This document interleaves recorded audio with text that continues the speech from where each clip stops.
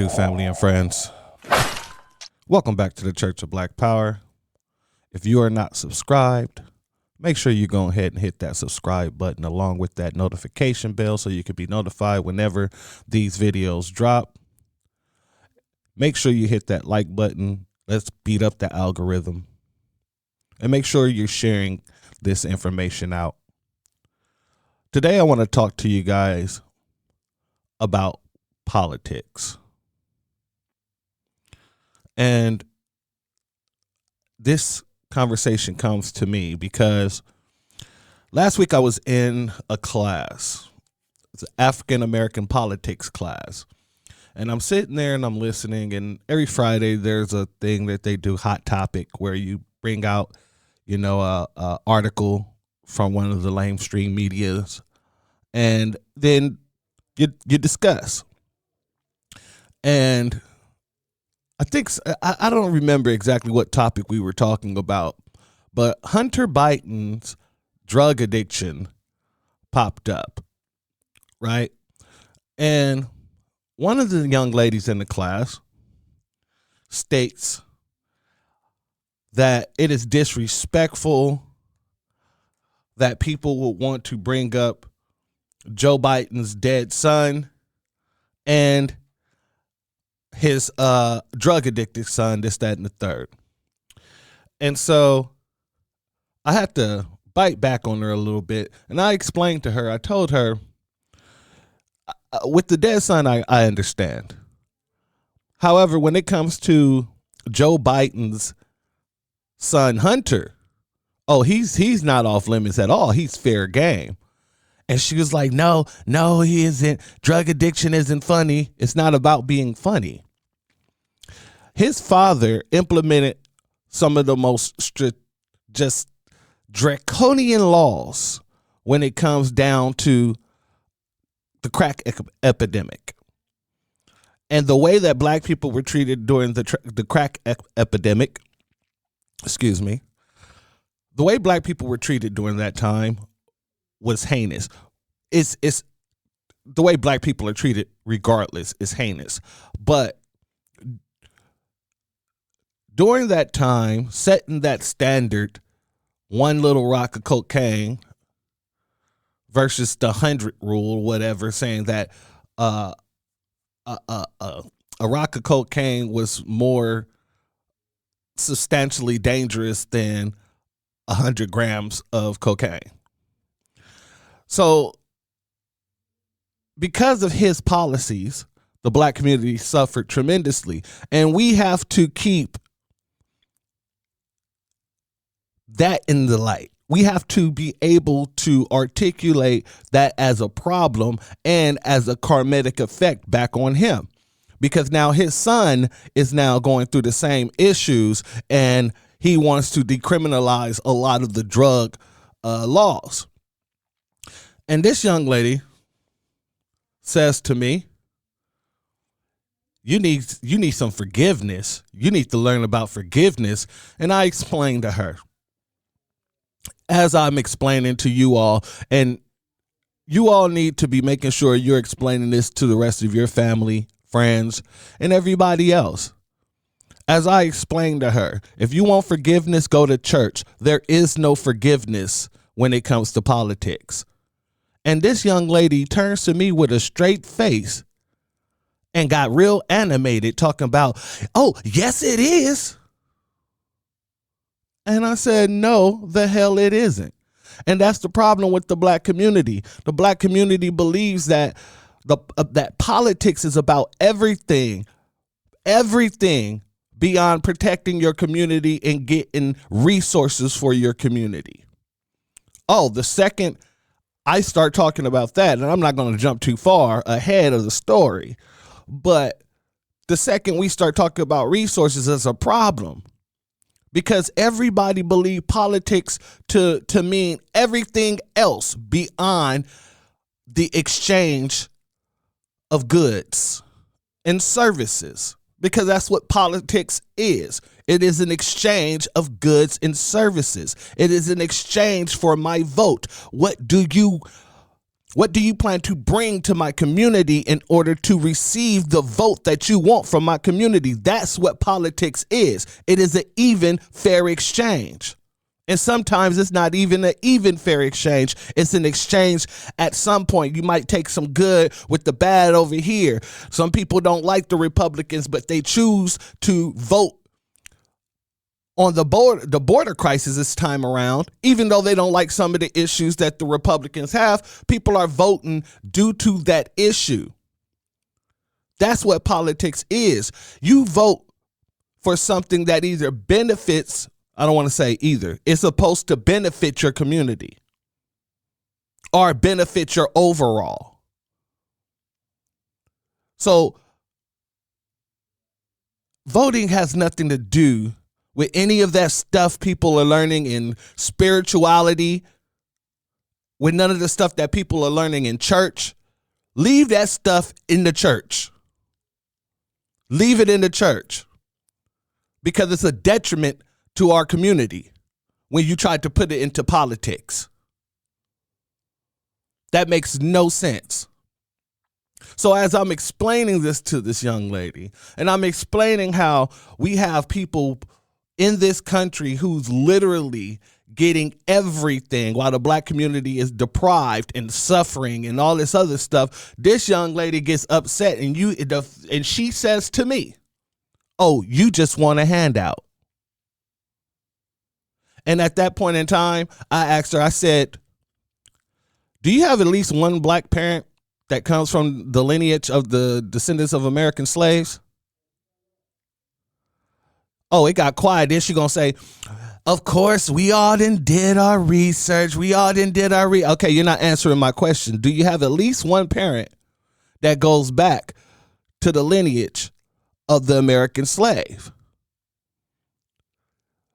Well, why does that matter? Why does that matter? Because you're speaking like a white supremacist.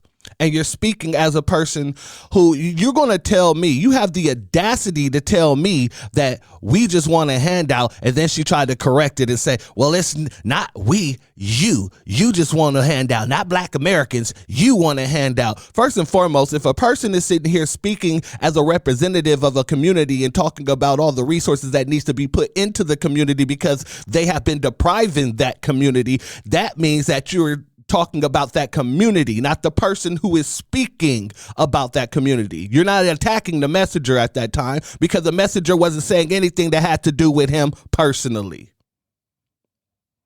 See, this is what we deal with nowadays when we're speaking about what we are owed and what we should be obtaining as well when it comes down to the whole situation within politics.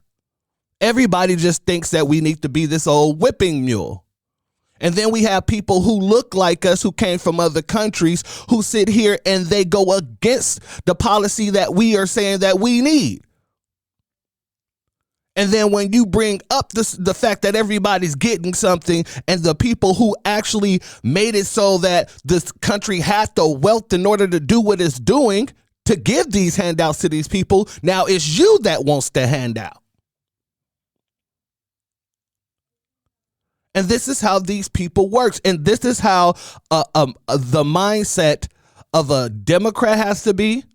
The mindset of a person who's a Republican, beyond a person who understands that they are a black person in America and they should have policies that reflect that. But no, that's not what we see here. What we see is a bunch of people who wants to get in on the oppression, and they look just like us. And that's the problem. The fact that we have so many people, so many tethers who wants to come here, and this isn't to everybody, because there's a lot of brothers and sisters that come here and they like, oh no, we ain't down for that shit. But we have a lot of tethers who are literally either trying to soften us up, like it's all about love and those people deserve love and you should be compassionate and empathetic for those people. They either try to soften your position or they try to gaslight you and shame you for your position. And that's what it is. But we're in a whole new day, baby. We're in a whole new day. And it's a whole new way. We're going back to the old school ways of asking, where your people from? Because you're not speaking like a person who grew up with my experience. You're not speaking as a person who grew up with my experience. You would do better telling me you was raised in a white household. At least I understand your way of thinking. But this young lady, it angered me that she would even try to fix her mouth to say, I just want a handout. And with me speaking for the black community, in turn, what she's really saying is the black community just want a handout. The black community is the only community in these United States that it couldn't be a handout. Whatever is given to us is owed. See, a handout means you get something for nothing. You don't have to do nothing at all. And here you go. Black Americans built this country from the ground up. And people try to say, well, the Chinese built it. No. The Chinese came in and the Irish came in when these projects was already damn near finished. Whether it be in the railroads, bridges, any of that.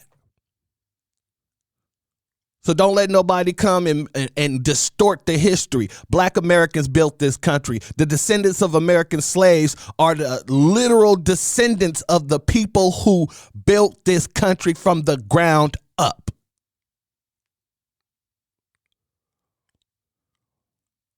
But you want to call us getting what's owed to us a handout. No. The handout is the fact that you came all the way from overseas because you couldn't get it in your country, or your parents came from overseas because they couldn't get it in their country, and they came over here in order to participate in the same oppression that was being done to us.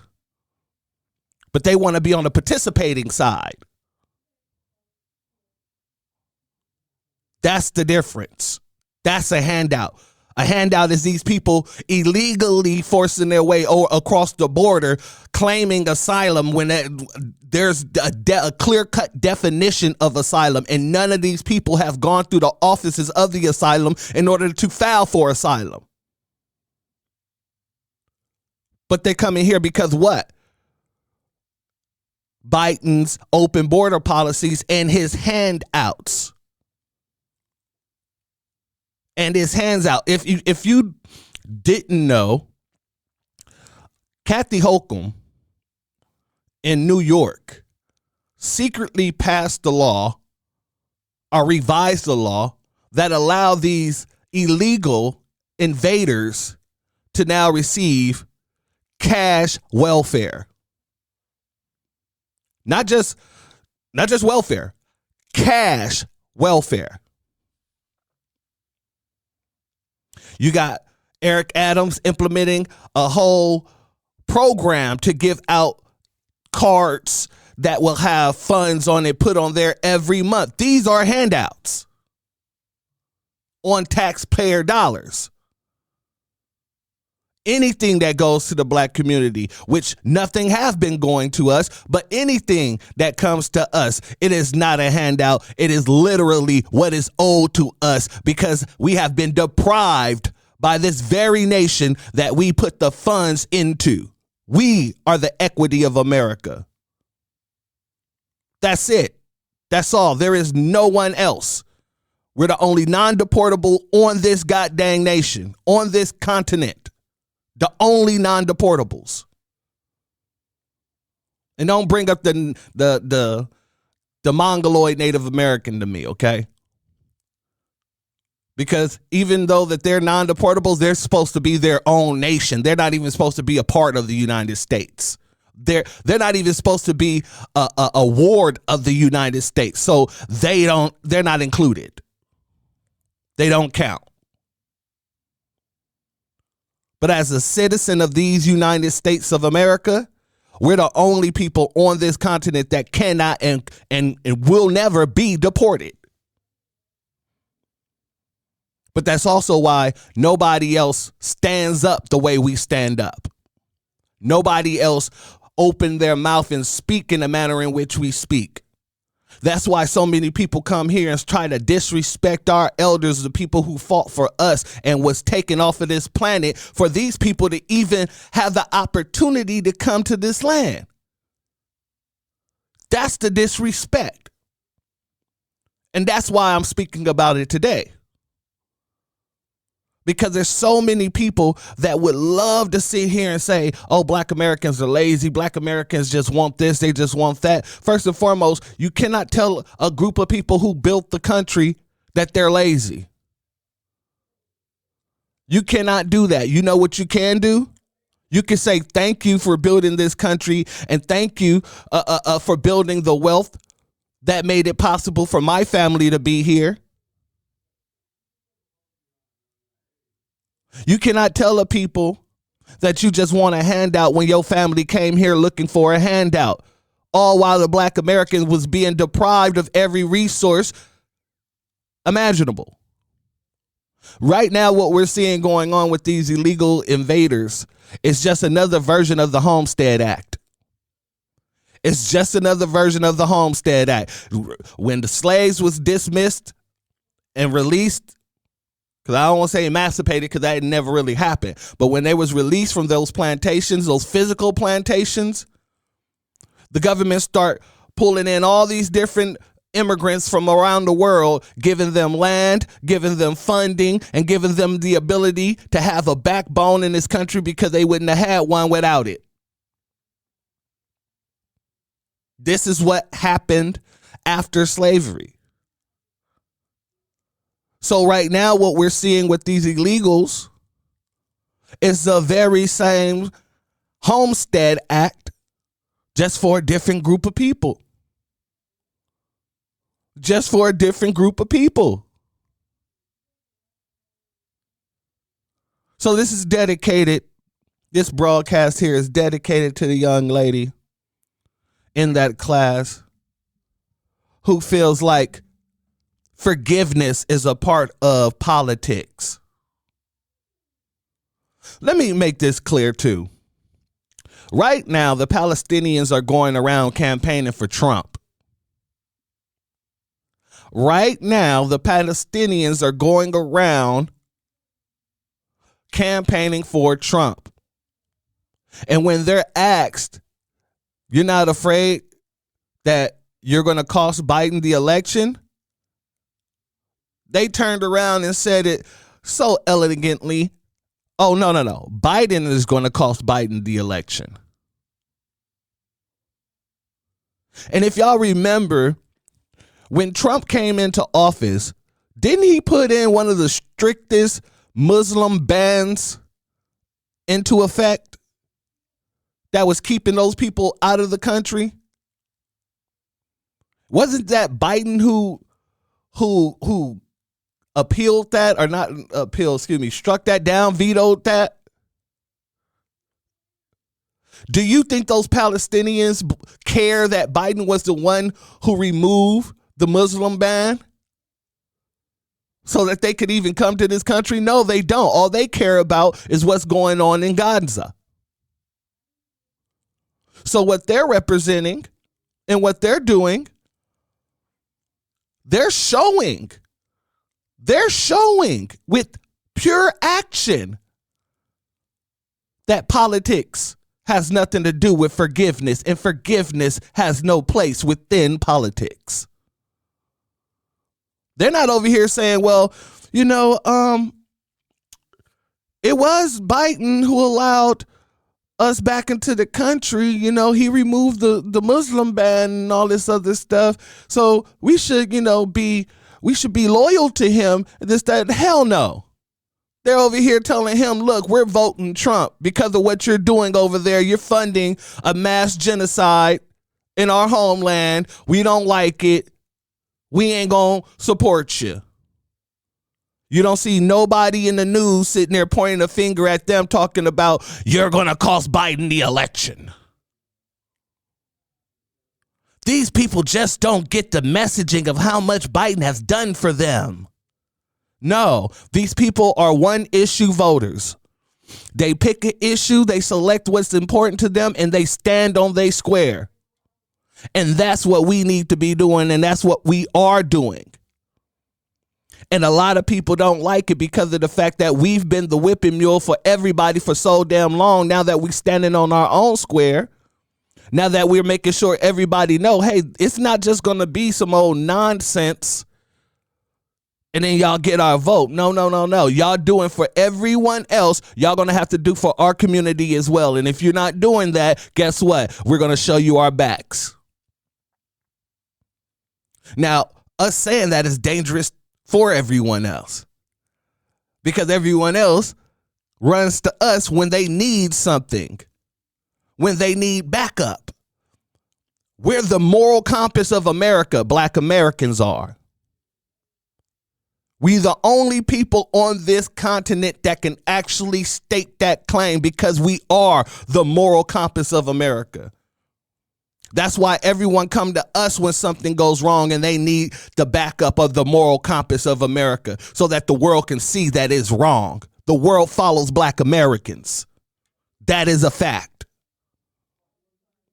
So when it comes down to everyone else needing us and us saying, you know what? No, if y'all not speaking for us, if y'all not rocking with us when we're talking about the policies that we need for our communities, the reparations that's owed to us, if there's a problem, see, the biggest problem with reparations for people who came to this country is the fact that we're the ones getting it and they can't get nothing out of it. That is people's biggest issues with reparations. Because when you look at reparations going to anybody else, whether it be in the Japanese, whether it be the Jews, right? And Kathy Hochul seemed to have found $183 million to give the Jews all of a sudden for the Holocaust, something that didn't even happen on this land. Something that didn't even happen on this land. So with all this stuff going out, all these funds being found for everybody else, everything else, we standing our ground. Y'all ain't got no excuses. And everybody who tries to make an excuse is an op. Anybody who tries to make an excuse for Joe Biden is an op. And I'm not telling you to go and vote for Donald Trump because I don't plan on doing that either. As my brother Black Alpha said it several times, we're voting the couch this time around. Well, technically, I've been voting the couch for some time now. But by us doing that, by us standing on our square, by us standing alone and saying, at this point, we don't need no friends. We don't need no friends because all you guys have been doing have been playing the role of a leech. You're not there to help or benefit in any way. You're just here to suck us bone dry. Now everyone is getting very antsy. And since they can't find their way to ease their way into our reparations claim, now everybody got a problem. But no one had a problem when it was going to anyone else. No one talks about it when it goes to anyone else. The Native Americans just got the largest endowment they ever received, and Biden keep throwing us in there with the Native Americans, and the Native Americans aren't throwing us in there with them. Let us get some of them billions that you shooting over to them then. Since you're saying that you got, whenever we speak about reparations, you want to bring up the Native Americans. Okay, well, every time you give something to the Native American, make sure you pass some of that this way. See, this is the mindset of a functioning political thinker. You don't have to be a Democrat. You don't have to be a Republican. You don't have to be third party. You don't have to belong to a party. But as long as you're able to use your critical thinking skills and hold people to account, hold them accountable for their past doings and their wrongs, then you know what politics is. If you're able to garner your vote and hold it in the air and say, hey, vote for sale over here, vote for sale, then you understand what politics is. And when you say vote for sale and they come to you with some old nonsense, oh, okay, well, we just put $100 million into another community. Nope. You ain't getting my vote for that. How is this going to benefit me? Well, we just released a bunch of people from jail for fraudulent drug charges. Okay, kudos. But that's not enough. That has nothing to do with my community. I'm pretty sure other people outside the black community benefited from that. See, when you start talking about specifics and holding them accountable, then they start getting quiet or they start getting belligerent. That's the two type of people. Either they're going to get real quiet and walk away or whatever, or they're going to get belligerent and start gaslighting you and trying to make you seem like you're the one who's saying something wrong. These are the peoples. These are these people. And I'm pretty sure anyone listening to this can contest. You meet these type of people almost every day when it comes to politics. You got your Roland Martins who sit here and try to gaslight you, or he'll get irate, or he'll get real how do you say it? He'll put on his black scent. Oh, y'all just don't know what the hell y'all talking about. He start getting really out of character for Roland Martin. And then you have people like Mark Lamont Shield, who thinks a trans woman is a woman. So anytime someone hold his feet to the fire on that, he can't even speak with convention. He's just, but the trans woman is a woman. It's a woman. No, I get what you come, but look, but the trans woman is a woman, so it's not gay to want to sleep with a trans woman because a trans woman is a woman. You have these silent nobodies and you got these loudmouth nobodies, and they're both doing the same job. They're both doing the same job. But back to my community, my people, my loved ones, it is very important that this message gets shared out, because there's way too many people out here acting as if forgiveness is a part of our package. Forgiveness is a part of our policy for Black America. Black Americans don't give a damn about forgiveness. I'm going to be honest with you. When we talking about reparations and the first thing that people want to bring up is America should apologize. No, America need to cut the check. Damn apologies. We don't care about apologies. You saying you sorry isn't going to make it right. And other people love to say, well, you getting a check isn't going to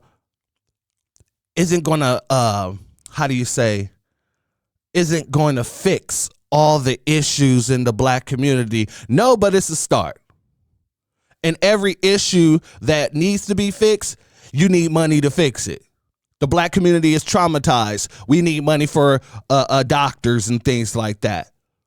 We have issues with the healthcare system. We need money for our own private doctors and things like that too. First one I meant psychiatrists, but this one I mean doctors. Black folk are living beneath the poverty line at a tremendous rate. 56% of all of the United States is Black Americans out of the homeless population. That could be fixed with cutting the check. Education. We could pay for the best schools if you cut the check. Anything that you bring up that Black Americans is going through can be remedied if they was to cut the check. So all the other stuff that they're trying to put in the reparations that has no business being there literally wouldn't matter if they would cut the check. So I don't want to hear anybody saying no dumb stuff that reparations wouldn't solve the issues in the Black community. That's stupid. When Dr. Umar said it was stupid, when anybody else say it is stupid. Because you ain't hear nobody in the goddamn Jewish community talking about, well, what we don't need any money. What we need counseling. What we need to go to school. So we need colleges. You don't hear the natives saying that. You don't hear the Japanese saying that when they got their money. Nobody says that. And nobody says us getting the money isn't going to fix our community. No one says that. They get the money and then they go to work fixing their communities. So let's stop people from playing with our intelligence, okay? Because that's what they're doing. A lot of these folks are literally just sitting here playing with your intelligence when they say stupid, nonsensical things like that. I used to believe that they just didn't have any intelligence. But now I know otherwise. These people are just playing with yours. Because as Neely Fuller said it best, he said white supremacy plays stupid. They play both sides of the fence and they play stupid. The goal of white supremacy is to make sure people think it doesn't exist. So while we're having these conversations, these people know what's going on. But what they do is they turn around and they play stupid, and then they try to convince you to play stupid with them.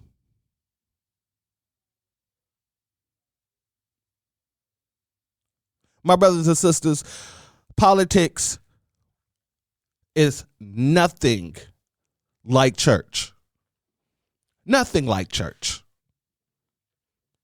Now, if you want to bring your church life into your state of politics, I can't stop you. But what I'm going to tell you is that I want you to document your experiences after you do such. And tell me, does that make anything better? Does forgiving Joe Biden make it better for the Black community? Or does it make it worse? See, a lot of you are stuck in the Stockholm Syndrome state of mind. No matter how much they beat down on you, oh, I gotta forgive them. I gotta love them. But didn't the Bible say an eye for an eye, a tooth for a tooth? I could have swore the Bible said an eye for an eye, a tooth for a tooth. See, a lot of people just love to stick with the allegoric messaging that came from Christ. If a man slap you, turn your cheek and let him slap you on the other cheek. Well, I would beg to differ. The Christ that I know went into the temple of God, cracking a whip and kicking over tables because the people of the synagogue of Satan was in the church stealing from the children of God. So when people bring up Malachi chapter 3, will a man rob God? I tell them yes, and they do it every day by robbing the children of God of their funding without giving them that spiritual enlightenment that they need.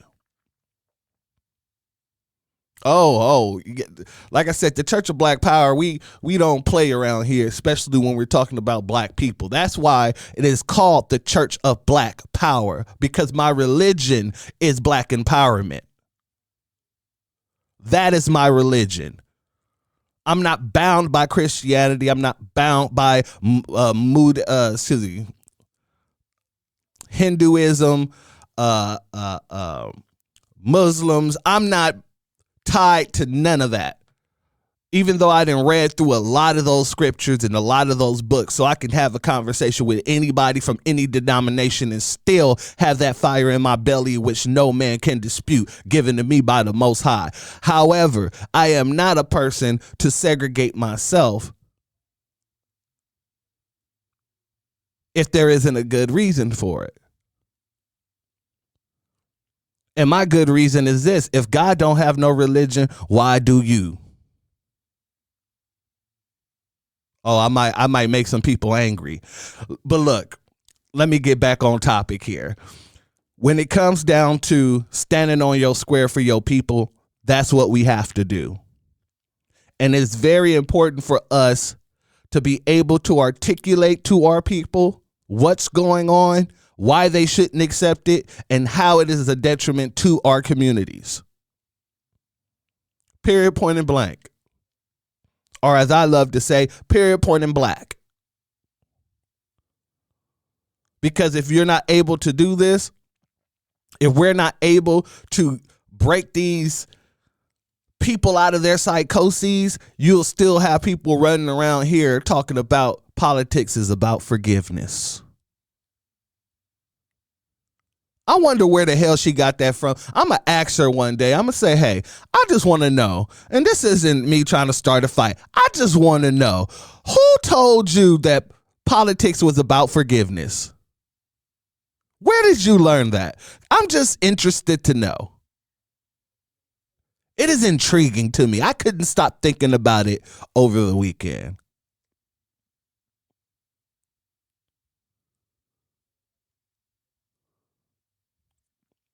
With that being said, family, if you have not hit that like button yet, hit that like button. If you're not subscribed, go ahead and hit that subscribe button along with that notification bell so you'll know, being notified when we drop these videos. And if you are subscribed, please check and make sure YouTube haven't unsubscribed you, because they have been doing it lately a lot with people. And then also, please make sure that you're sharing this message, because like I said, this message here needs to get out. There's way too many people who believe that politics should include forgiveness. And that's why people run over our communities. We got people inside our communities who look like us, who aren't really us, who is working from within to literally destroy everything we've been working on since the days before King. But then want to talk about King and his dream, all while trying to keep his dream from happening. Because he said it best: I'm coming to get that check. He didn't come to us talking about next time we go to Washington, we're coming to get that forgiveness. And he was a minister. He was a reverend. Dr. Martin Luther King. And he wasn't talking like that. He didn't say we're coming to Washington to get that forgiveness. He said we're coming to Washington to get that check. And to be more specific, to get our check. And with that being said, family and friends, the doors of the church are closed. Leave a comment and let me know what you think about this. Do you feel like politics is about forgiveness? And if you do, please explain to me why. And this isn't a slight to anybody. I just want the conversation to go. I want to know, what do you guys think? And then also, I want to let you guys know, for all my patrons, our future patrons as well, we will be releasing the exclusive videos on Patreon, 2 exclusive videos per week. And after it hits Patreon, it'll find its way to YouTube at some point. So that will start this week, Friday. That will start on Friday. The first video will be posted. And then also we got a bunch of merch coming for you guys. But it's merch that with messaging merch. And we got a lot of good things coming. I just wanted to make sure that you guys are aware of it. But with that being said, once again, the doors of the church are now closed. Peace, family.